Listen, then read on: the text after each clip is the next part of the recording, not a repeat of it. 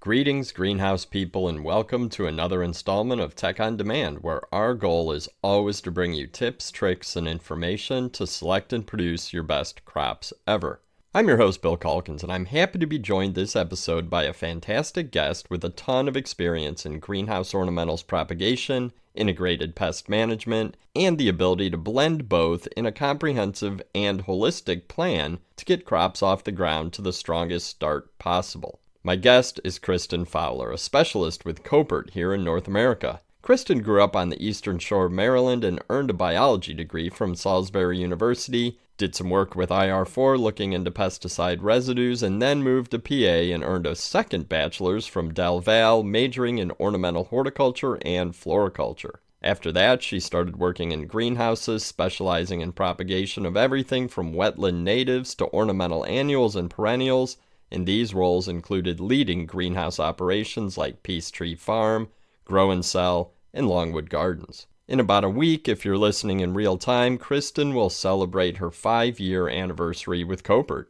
In this episode, we dive deep into propagation, focusing on how biocontrols can help young plants take off and thrive in the earliest stages of production, from sanitation before the season and careful assessment of incoming cuttings, to root protection and disease mitigation. Keeping your eye on the end game is what propagation is all about. Make sure you have a pen and paper handy because Kristen is about to take you on a journey through her propagation playbook.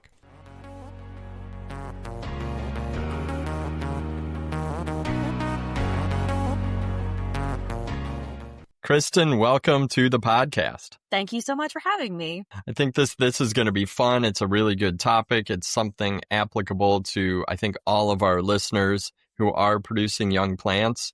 But before we get started with the specific topic on the agenda, I'm interested in some of your general thoughts about propagation. As the listeners heard in your bio, you have a ton of experience. You're no stranger to young plant production. And I'm sure that this question could go on for hours, but I'm interested in when you're producing plugs or liners, what is the time period or when do things really start to go off the rails in relation to disease spread or insect pests? And maybe what are some of the strategies you've used in the past to head off some of these issues if possible? That's a great question to start with.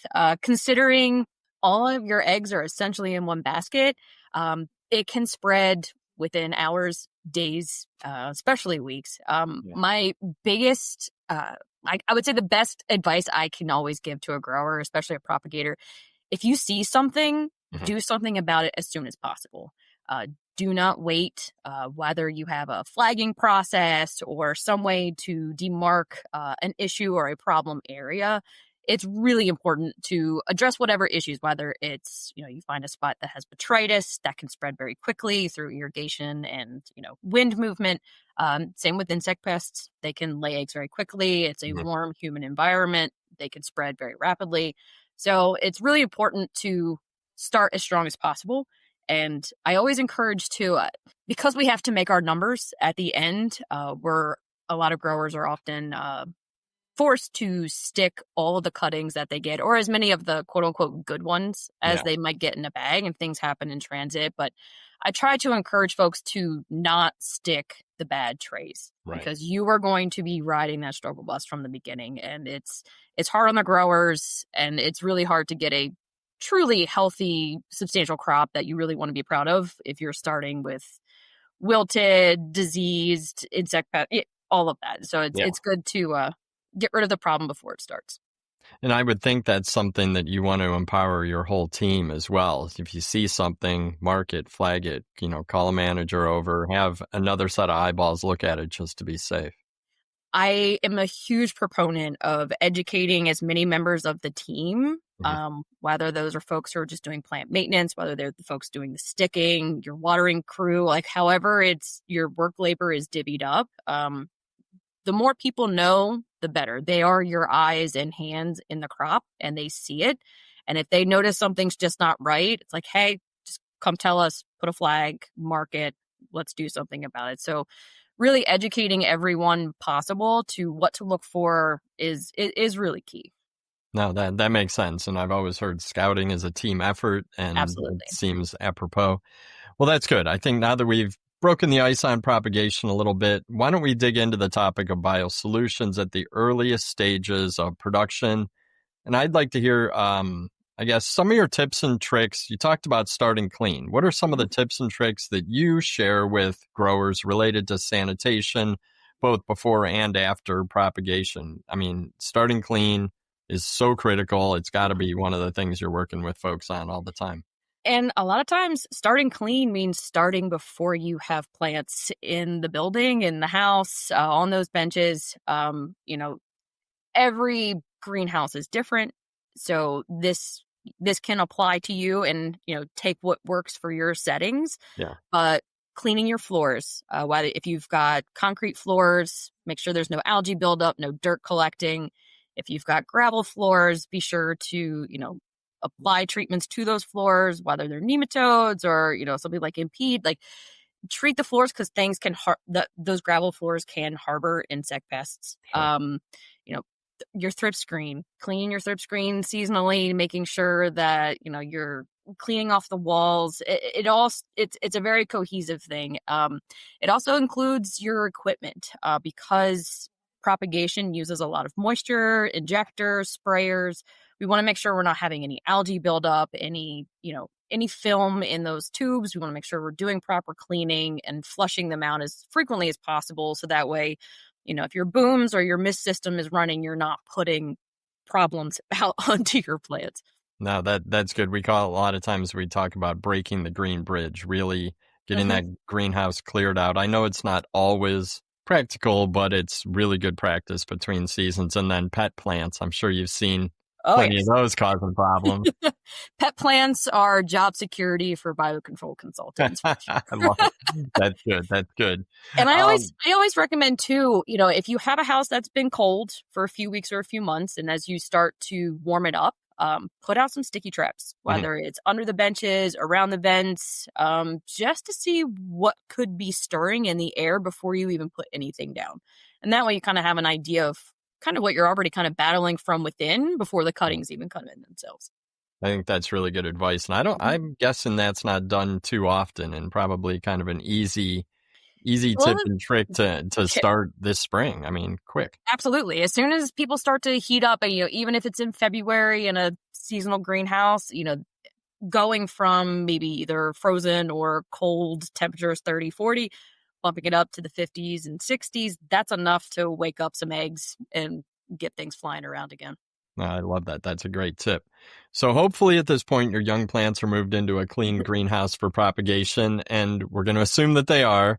What is the incoming risk? You talked about not wanting to stick bad trays.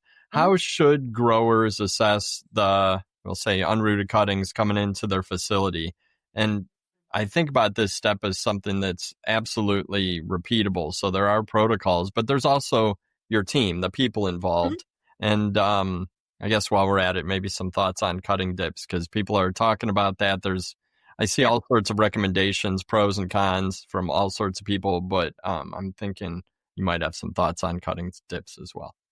I think, kind of going in reverse of that Sure. question, dips. A lot of times it's if it can work in your system and how you have it set up, then I highly recommend them. I think they do have a place.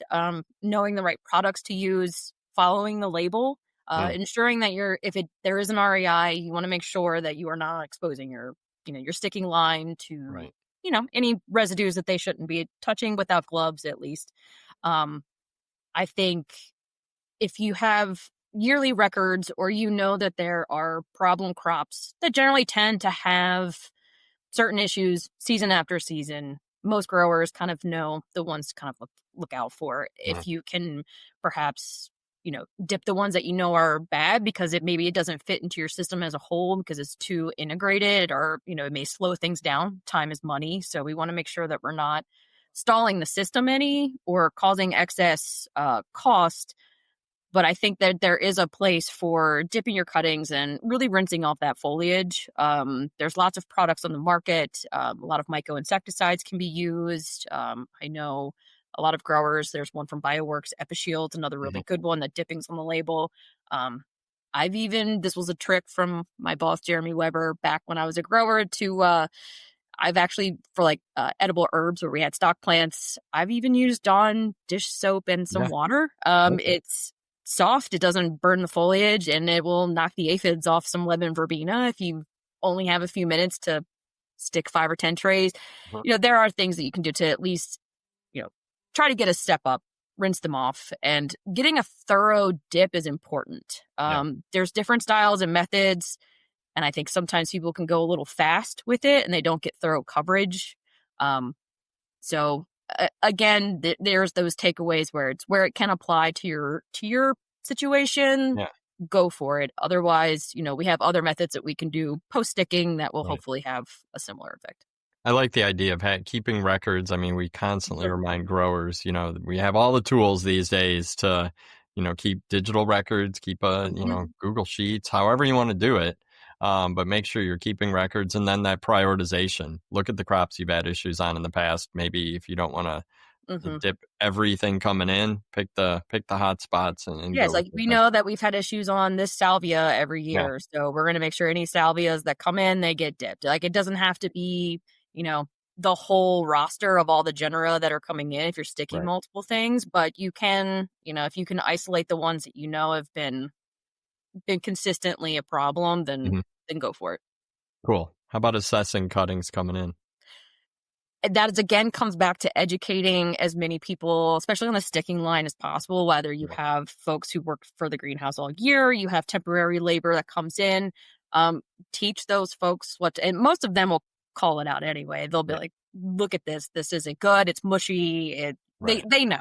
They're way more in tune than I think some folks think about. But training them to at least raise the flag on the sticking line of, "Do you want me to stick this? There's a problem." Then you can also go from that first tray and then go, okay, look at the roster of what's coming on the sticking line, and then Mhm. look at those bags. And then that's where quality control comes in. And then you should raise the flag or raise the alarm as soon as possible before it even goes onto the line. Yeah. Let quality control and the folks that, that's their job. That is what they're supposed to be doing. And that's a conversation that's, in a different office, but it should be brought up as soon as possible.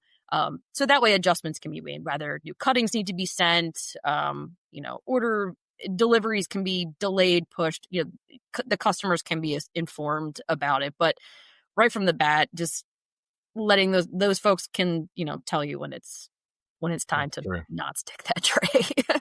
That's true. And And usually, if you open a bag and something's flying out, that's yep. not good. That's not Yeah. what we wanna see at all. Sometimes you can smell it. I've heard that as you open Oh, a yeah, bag and you're like, yeah, no, this is not good.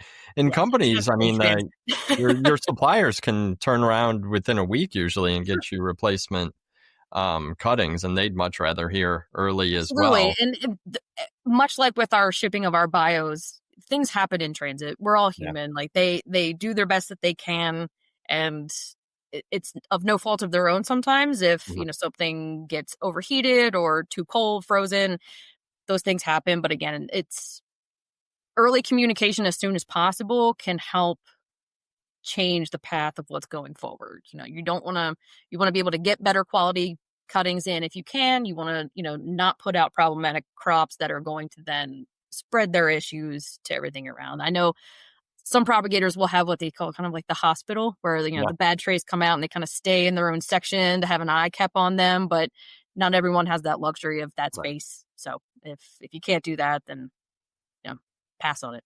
Yeah. No, I think that's great advice. We're 10 minutes in and you've dropped like 5 tips that can be implemented right away before next season. I absolutely love it. Let's step back real quick, Mhm. kind of zoom out a little bit, because I want to talk about your role as a specialist with Koppert, which I know you've got a history in propagation and greenhouses, but in this role, you've walked into tons of different types of greenhouses. They're all unique, which is the beauty of our industry, and nurseries. And when you work with a propagator for the first time, how do those first few consultations go? Because I assume you don't walk in and say, "Here's our whole product portfolio. Let's go." I can't imagine that's the best It's approach actually often. quite the opposite. Right. Our first visits, especially to a new grower that we've not worked with, it's really just figuring out who they are, Hmm. how they grow, what their pains are, what it's really truly a genuine conversation. Yeah. We don't, first of all, like, I am a consultant. I'm terrible at sales. I'm not a good salesperson. I didn't go to school for business. That's not what I'm in for. I am a talker. I'm from the Eastern Shore of Maryland. We can talk we can talk the paint dry, but it's really getting a feel for what their process is, how we can work our IPM program into what they're already doing. A lot of times, if I had a quarter for every time I heard, oh, biocontrols, I tried it once and it didn't work, I'd have a pretty good retirement plan set up. Yeah. So it's trying to show them that doesn't have to be all or nothing. We want to, sometimes they will come to us and they've got a litany of issues. I've got this, I've got thrips, whiteflies, spider mites, and fungus gnats. And okay, we can fix all of those, but I want to break it down into either the most simplest place to start or the smallest place to start. We don't want to overwhelm someone with a whole new IPM program that's kind of setting yourself up for failure. We want to find one good spot that we can start with, which is where I generally go with propagation, because first of all, it's close to home. I know it the best, but if you can get a hold of that crop in the beginning, you have a better chance at the end of starting clean, ending clean, or having a better chance of finishing a crop without as many issues. That makes sense. When you talk about understanding the process in the greenhouse, what are some of the questions you ask, or what are some of those processes that you run into that you can either make work or need to? Sure. First, it starts with, what does your production look like? Are you just starting with pansies in January, spring annuals, and then you're done by Mother's Day, and then you're not doing much for the summertime?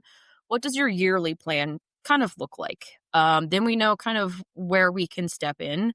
And then it's okay, once you've stuck your cuttings as well as sowing your seeds, because sometimes, they both come together. Yeah. But it's like, once you've stuck it, what's your general process? What are you already doing? Like, what does it look like? How do they come out? Where do they go? How are you misting? Is it through booms? Is it in bench mist?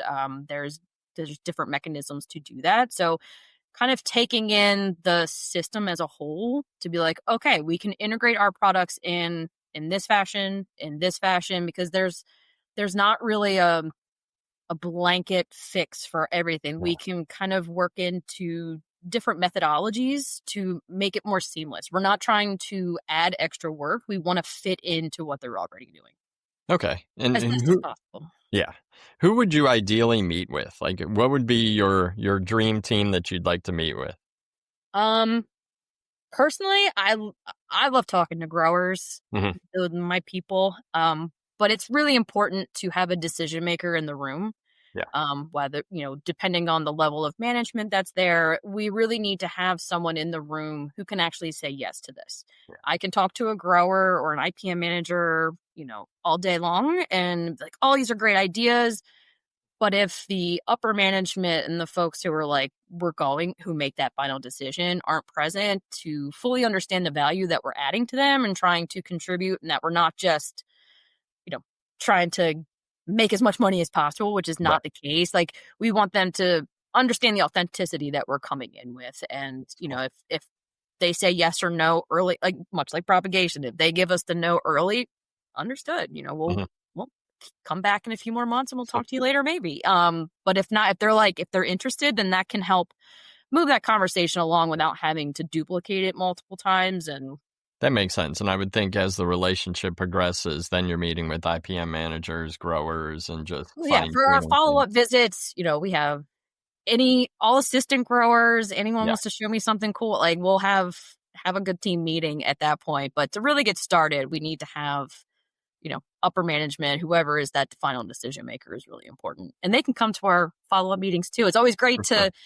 show them that it's working, because that's where they build that trust, because it really is about building trust. These, our growers this is their lifeline. This is what they do for a living, and we understand how important it is. And to make any changes, especially in propagation when all your plants are right there, it's kind of terrifying at first. And we have to build that trust to get them to trust in us, that we're telling them what is the correct thing to do. Yeah, no, I think that's great. It's one of the things I really like when I talk to your team. I hear that repeated a lot. It's an ethos for sure. That's great. That's great. I think that culture is awesome. And I like the listeners to hear the process and understand who Mhm. should be there. What are some of those early questions that they should Yeah. be prepared to answer? Let's get a little bit more specific, Okay. combating issues in propagation, because I know the greenhouse environment plays a major role in what a grower can use, what they can't use with relation to biocontrols. And in the first few weeks of propagation, so let's think about those early stages, when mist is running, what are some of the solutions you turn to? And I guess maybe preface it with the problems you're trying to solve, Mhm. and then the solutions you turn to. And then a few weeks later, when those young plants begin that wet dry cycle, and start rooting, what, and that moisture isn't constant, how do the regimes change? I know that's like a huge question, but I'm interested how you break it down. I love Problems and I then love huge possible solutions. questions because I get to talk a lot. Okay, There you go. so in the beginning, so I guess you could call it week 0, stick week up to Mhm. week 1, where there's heavy mist. We're trying to keep the plants turgid. They've got no roots, so we're in the midst of a foggy mist land. It's really important to we're focusing pretty heavily on fungal and bacterial issues. Mhm. That's where they thrive. Um, that's where we would move for products. Again, Trianum, our trichoderma product, to protect the roots, especially at root initiation. Um, Growth promoters, and we also have a biofungicide, Bacillariid. We have Microflora, which is a growth promoter. It's 2 species of Bacillus, as well as our myco-insecticide, Icerid. We're kind of focusing more on application products in those first 2 weeks. Much like with the predatory insects, there aren't too many crawling insects in that heavy mist phase, Yeah. or you're not seeing them anyway. The main ones we do see: fungus gnats, shore flies, potentially some thrips, because they're diabolical. Mhm. They're everywhere. Yep. And potentially whitefly. If whitefly comes in on the cuttings, they're pretty tolerant and they can handle that. But we're really going after fungus gnats, shore flies, fungal and bacterial issues in those first Okay. 2 weeks. And that's where just consistent applications, just keeping them present to kind of combat any presence of any pathogens is important. Um, as the mist starts to dial back, we start to get root initiation, mist levels start to decrease. That's when we can start to look at deploying some of the predatory mites, and soil mites as well. Also rove beetles. Rove beetles are very durable, I will say. They could probably survive in heavy mist, but I don't recommend them until we start dialing them back. But um, once the mist starts to pull back, then that's when we can start to apply like the macro beneficials, our Right. predatory insects, because we don't want to wash them off. We don't want to drown them. So we kind of wait until we get more of that dry cycle started to go, okay, let's do our introductions of beneficials. Yeah. And I guess maybe this is my own ignorance, but are those applied weekly, or how often are you? I mean, maybe it's different for you. You named like 6 or 8 different things, Yeah. but So for Icerid, our Mhm. myco-insecticide, we recommend weekly applications of that. Okay. Most myco-insecticides, I believe most of them, I'm fairly certain that Botanigard's also a cordyceps, but you just need to have the spores present in the environment. Okay. With temperature fluctuations, air fluctuations, your inoculation in that climate can fluctuate. So Mhm. we want to make sure we're just consistently keeping them present. So if they land on the or on the pest, it's taking care of it. As far as the macro beneficials, predatory mites, things like and that nature, we do recommend weekly to biweekly introductions, depending on the threshold that you're dealing with. If you've Okay. got a heavy population, weekly. We often say think of your bio introductions as kind of your weekly spray application. Mhm. Um, there can be if all the stars align, you get the temperature, enough food source, and all of potentially extra pollen on some pet plants that might be in the background, Right. or bankers if you so choose. Uh, there is some reproduction and there is some rollover that following week in the crop. but that's something that we don't necessarily want to guesstimate. We want to Right. just say, hey, like if you're spraying, 5 ounces per 10 gallons, here's 50,000 Swirsky mites for 3,000 square. Like we want to make sure Yeah. that you're applying an adequate rate of bugs to Okay. approach the pest levels that you have. Because, Right. if you need 300 per meter or 100 per meter, and you're maybe have 50 with some residues or some like leftovers, that's not going to give you, it's a numbers game. You want to Yeah. have more predators we want them to starve, which is kind of Right. a weird concept, but we want to have more predators in the crop than there are pests so they can outnumber them. Yeah, no, it took me a while to understand that we want them to starve. I've heard your team say that before, and now it makes total sense to me. It makes total That's the sense. goal. Like, if, you've got a Gerber crop, you're going to have thrips. If you have Right. certain, it's like, well, then just keep hammering it with those beneficials that we've worked with to figure out what works for you, and just keep them present. And then they just, even if something were to fly in, they're there to battle it and take it out before it even gets a chance to get a foothold. Yep.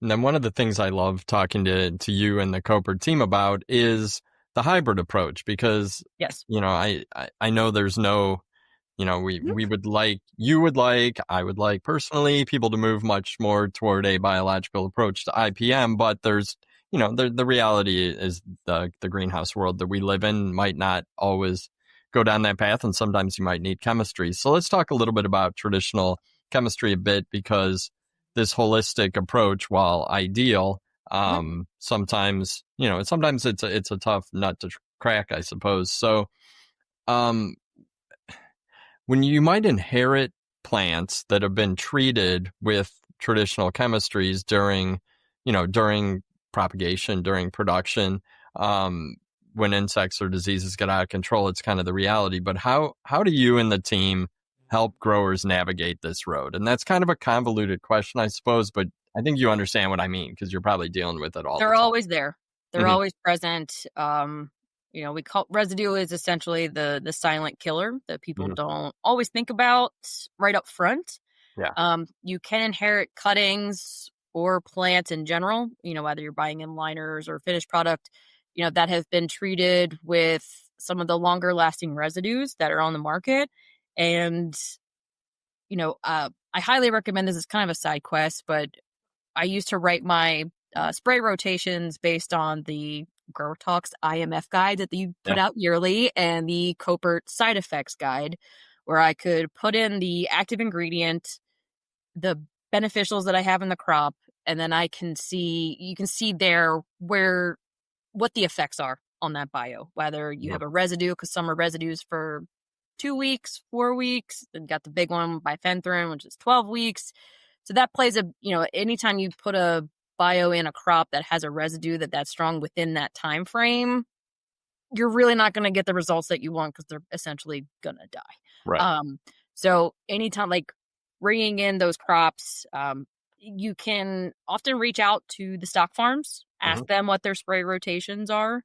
A lot of folks will provide that. Same with your liner production or your liner providers.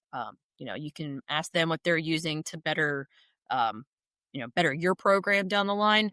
Because we work with a lot of propagators, for example, for poinsettias, we were able to talk to several of them and get them to, remove that last safari application that's coming out. So that way our growers can then grow out their poinsettia crops throughout the summer and fall using a more comprehensive bio program. Because if there is a safari drench on there, then that eliminates our use of, the wasps and certain, we have to adjust accordingly. So again, it's, there's no absolute, sometimes you do have to do a heavy spray. If we come into a crop and there's an active infestation that's pretty rampant, we'll give a spray rotation to run for a few weeks, and we'll be like, hey, we'll talk to you at the end of the month, knock them down in an affordable way. Then we can come in and talk about how to, reassess with a bio approach. So. Okay. That makes sense. And I think, that's one of the things I always appreciate when talking to you guys is this is a reality check of what It's you not might an be absolute, bringing into your... sometimes we have to take those measures, and you have to be realistic. Our main goal is to get those crops, to the end user, Hmm. wherever, whoever that is, whether it's another greenhouse or to a garden center. And we're here to help them get that, make the sale. They've got to Yeah. do what we can.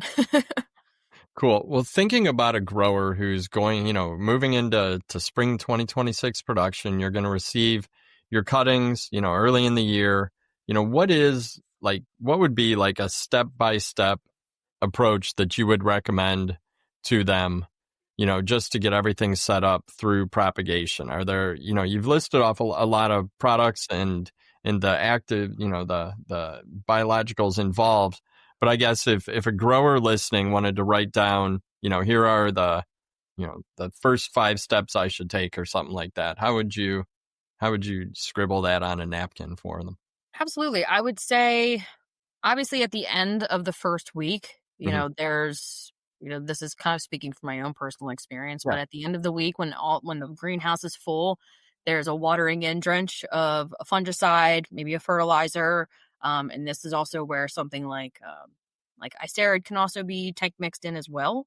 Um, I really like the idea of doing, the bacillary microflora or icerid combo. Bacillus and icerid work really well together. So you're essentially getting an myco-insecticide and a biofungicide in one application. So Yeah. watering in your plants at the end of the first week, sealing that sticking hole around the stem to making sure there's no air gaps. And so that, flagging is the other issue, which is not IPM related, but it can crash your whole crop.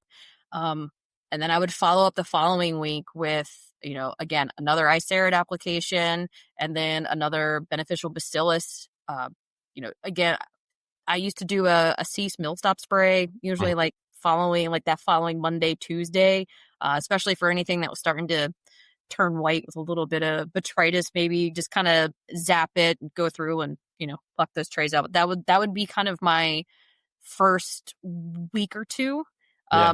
And then again, once you have the root initiation started and roots are starting to expand into the cell, that's where we want to get the trichoderma Yeah. added.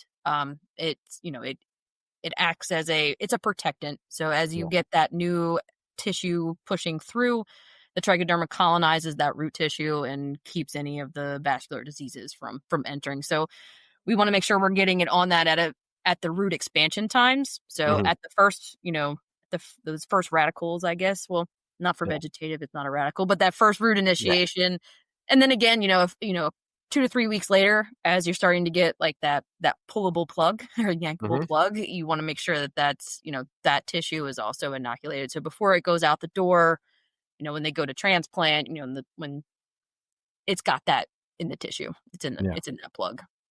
I like that this is so proactive versus reactive because Absolutely. And it's a lot of times it can be a hard sell because it's not like you're not mainly necessarily seeing a lot of results. Like you may yeah. see a much more healthier plug and you're like, oh, it looks good. We Mhm. got good roots, but you don't quite see on the molecular level that you've Yeah. got that protection in there. And if you have healthy roots, healthy foliage, you have less of a chance of insects coming in because they come in on Yep. the ones that are distressed and that are weaker. So we're just trying to build a burly, buff little plug.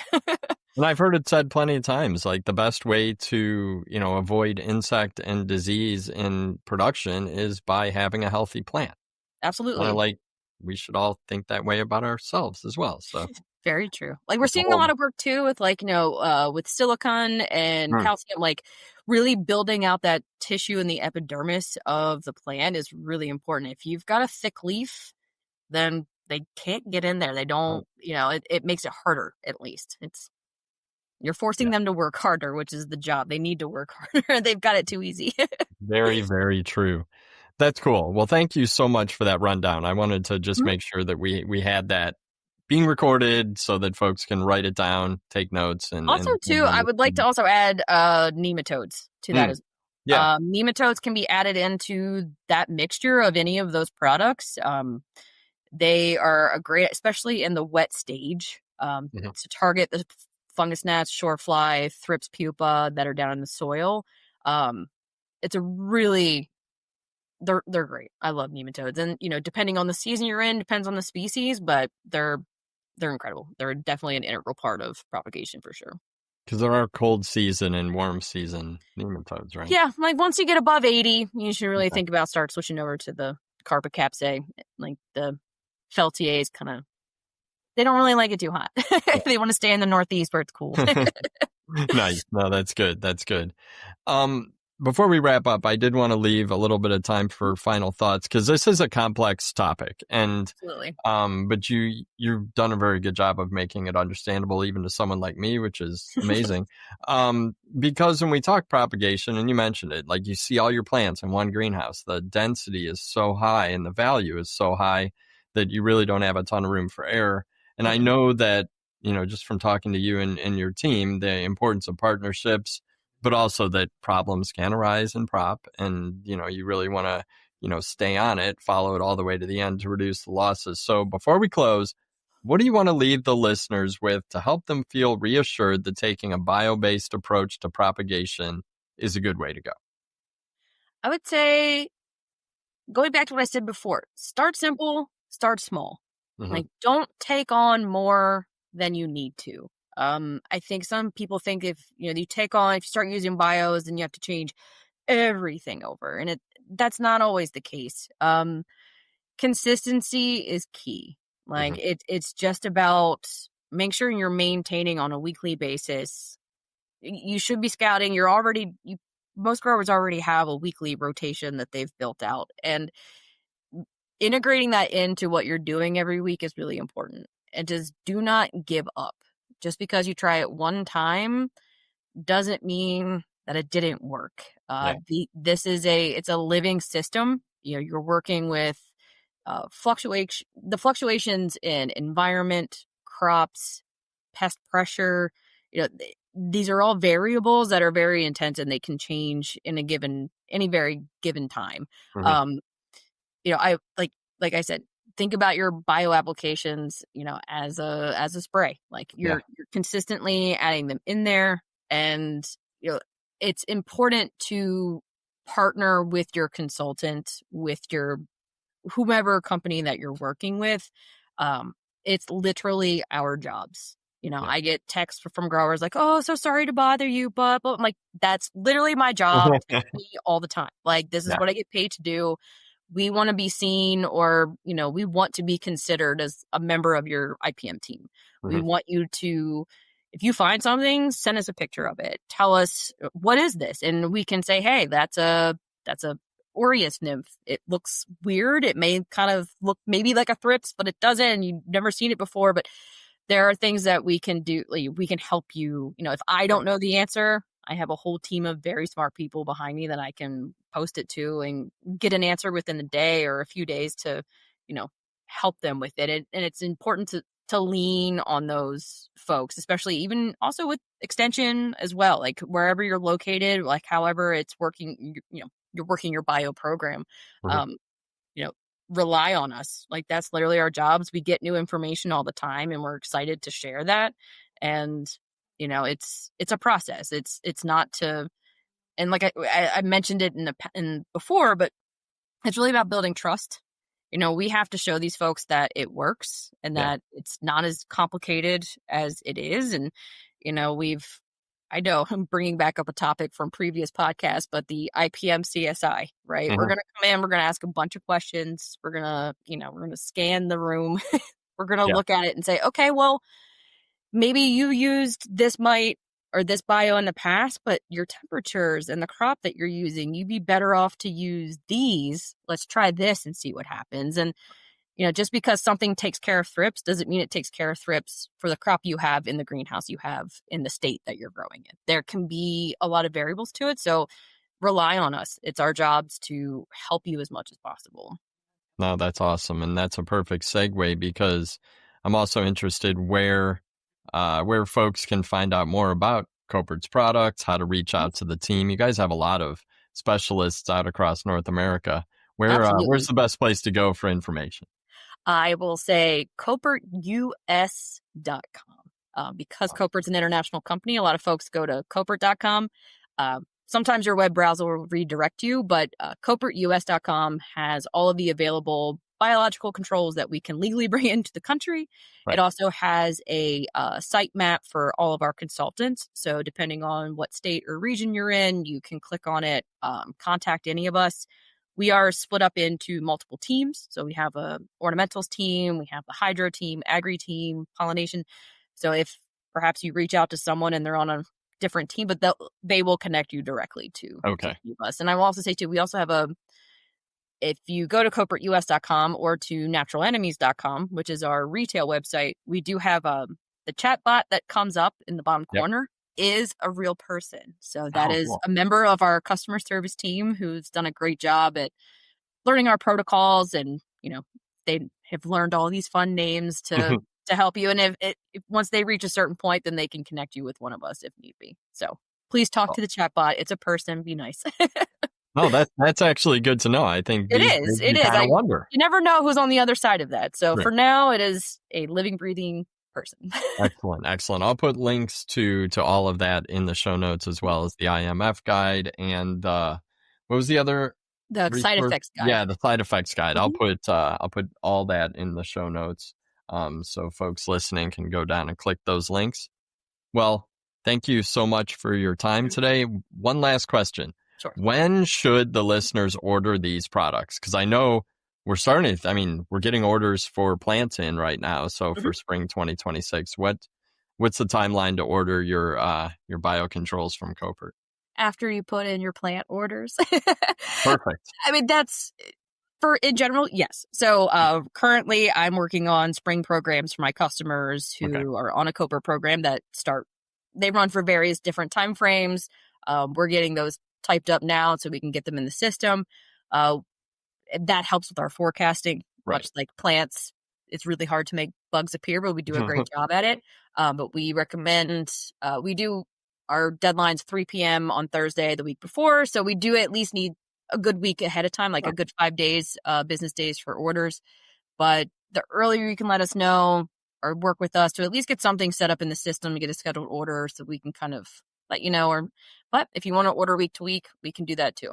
So best bet, place your plan order, place your biological place your bug order, or at least talk to your consultant so they have an idea of what might be coming down the pipeline. If you want to get serious and take it on. Communication and partnership. That's what it's all about. Well, again, Kristen, thank you so much for your time today. I think that we covered a lot, I think. Yes, I can talk about this for a while. I'm glad I have this job. I can just sit here and geek out about this all day. That's so cool. And I can sit and listen to this kind of stuff all day. But we don't have all day and our listeners don't have all day. So I guess we'd better wrap it up. So on behalf of Kristen Fowler and the entire Koppert team, I'm Bill Calkins with Tech on Demand, wishing you a fantastic spring season with healthy plants going out the door. Take care out there. Happy propagation.